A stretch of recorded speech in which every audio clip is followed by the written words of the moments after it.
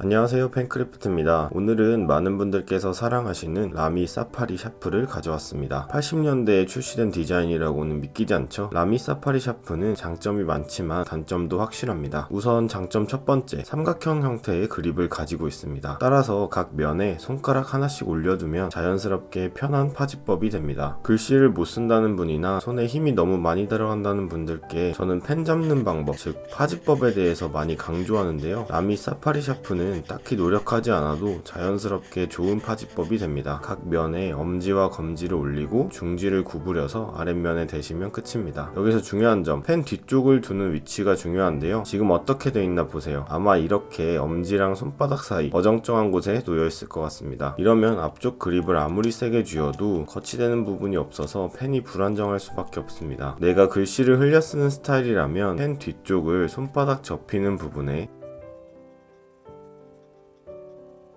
글씨를 교정하고 있거나 또박또박 쓰는 편이라면 검지가 시작하는 부분에 놓아보세요. 신기하게도 손에 힘이 자연스럽게 빠지고 펜이 흔들리지 않아서 글씨 쓰기가 훨씬 편해질 거예요. 장점 두 번째, 촉이 수납됩니다. 제도 셔플 같은 경우 유격을 막기 위해 선단을 일체형으로 제작해서 샤프 촉이 수납되지 않습니다. 그러면 흔들림을 억제할 순 있지만 들고 다닐 때 찔리거나 촉이 휠 수 있습니다. 하지만 라미 사파리 샤프는 이럴 걱정이 없습니다. 노크를 한 상태에서 펜촉을 책상에 누르면 쏙 들어갑니다. 걱정 없이 어디나 편하게 들고 다닐 수 있습니다. 별거 아닌 것 같아도 이게 굉장히 유용한 기능이라는 걸 라미 사파리 샤프를 쓰시면 알게 되실 거예요. 장점 세 번째, 디자인이 정말 예쁩니다. 이게 1980년대에 나온 디자인이라니 벌써 40년 된 디자인이라는 게 믿기지 않습니다. 제 눈에는 여러 컬러 중에 옐로우가 제일 예쁜 것 같아요. 그래서 저희 문구점에도 옐로우만 들여놨습니다. 이렇게 좋은 장점들이 많지만 당연히 단점도 있는데요. 단점 첫 번째, 샤프심을 뾰족하게 미세하게 유지하기 힘듭니다. 샤프를 사용하는 분들은 뾰족함을 유지하기 위해서 자주 돌려 쓰실 거예요. 삼각 그립이 글씨 교정하거나 파지법 교정하기는 정말 좋지만 펜을 세 방향으로 돌릴 수밖에 없어서 샤프심을 항상 미세하게 뾰족하게 유지하기는 어렵습니다. 삼각 그립이라 120도씩만 돌아가니까요.